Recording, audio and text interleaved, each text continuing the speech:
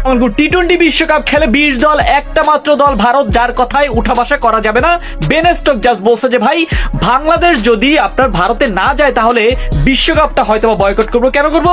Security issue যদি আপনি বাংলাদেশকেও ঠিক মতো না দিতে পারেন, আমরা কিভাবে ইংল্যান্ড ওই ভারতে গিয়ে খেলবো? তো একটা কথা আপনাকে আগে বুঝতে হবে, পাকিস্তান অলরেডি বলে দিয়েছে যে ভাই তোমরা যদি আয়োজন করতে না পারো, অ্যাটলিস্ট আমাদের ভাই বাংলাদেশ তাদেরকে আমরা আয়োজন করি, আমরা আতিথ্য দেবো। সো সবকিছু ব্যাপার রয়েছে ভাই। সো বাংলাদেশের পাশে যেহেতু অনেক দেশ এখন পর্যন্ত রয়েছে, মিচেল স্টার্ক, প্যাট কামিন্স, এছাড়া ক্রিস গেলও তিনি কথা বলছে। সো বাংলাদেশের পজিটিভনেস অনেক রয়েছে। সো আপনার যদি মূল শক্তিটা বলা চলে তাহলে বিদেশিদের এবং পাকিস্তানকে আপনাকে অবশ্যই ভালোবাসতে হবে। কেননা মোহাম্মদ আমিরও একটা আলটিমেটাম দিয়েছিল যে ভাই দেখো তোমরা যদি না পারো বিশ্বকাপটা হয়তো পাকিস্তানও বয়কট করে ফেলবে, এবং বাংলাদেশ পাকিস্তানের বন্ডিংটা আপনি অ্যাটলিস্ট একটাবার চিন্তা করেন। সো এর মধ্যে আন্দোলনে নামছে যে ভাই তামিম ইকবলকে কেন এই কথা বললো, এক একজন ভাই কিভাবে পারলো আমি বুঝি না, কিসের মাধ্যমে, মানে তামিমের কাছে তাদের কি চাওয়া ছিল আমি জানি না, কিন্তু তারপরও তারা সুন্দর মতো তামিমের জন্য আন্দোলন নামছে। কেন এটা? কিন্তু এটার জন্য আন্দোলনের নামে যে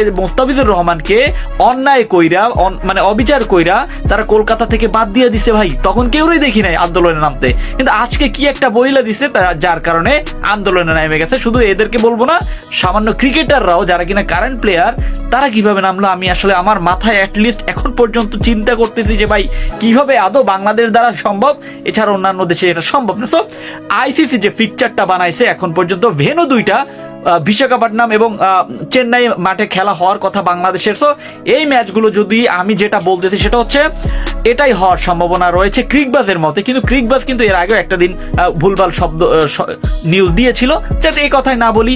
সো এমনটা যদি হয় চেন্নাই এবং বিশাখাপট্টনম এই দুইটা ভেন্যুতে বাংলাদেশের ম্যাচ হওয়ার সব থেকে সম্ভাবনা বেশি, এছাড়া হায়দ্রাবাদও রয়েছে। সো এমনটা যদি হয় আপনার মতে বাংলাদেশ ভারতে যাওয়া সম্ভব কিনা? হ্যাঁ, ভেন্যু যেহেতু পরিবর্তন হয়েছে হয়তোবা বিসিবি এবং আইসিসির মধ্যে একটা সমঝোতা সম্পন্ন আসতে পারে, কিন্তু আমি এগুলোর মধ্যে একটাও একমত হব না।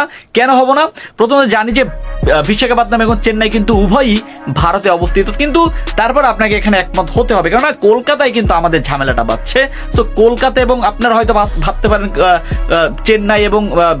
চেন্নাই এবং কলকাতার মধ্যে পার্থক্য, অনেক পার্থক্য, 17টা 18টা মিলিয়ে একটা কিন্তু ভারত, অনেক এখানে প্রদেশের ব্যাপার রয়েছে।